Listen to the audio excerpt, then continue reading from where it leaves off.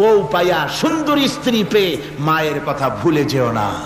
অনেক সাহেব আছে মায়ের কথা ভুলে যায়, স্ত্রীর কথা অনুযায়ী মায়ের উপর অত্যাচার করে, এরকমও বহুত আছে।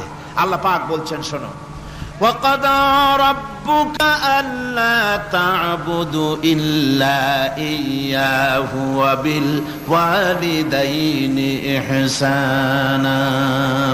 তোমার প্রভুর পক্ষ থেকে ফয়সালা হয়েছে, চূড়ান্ত সিদ্ধান্ত হয়ে গিয়েছে, আমি আল্লাহর ইবাদতের পর তোমার মা বাপের ইহসান করবে, খেদমত করবে, তাদের জন্য উপকার করবে, তাদেরকে ভালোবাসবে।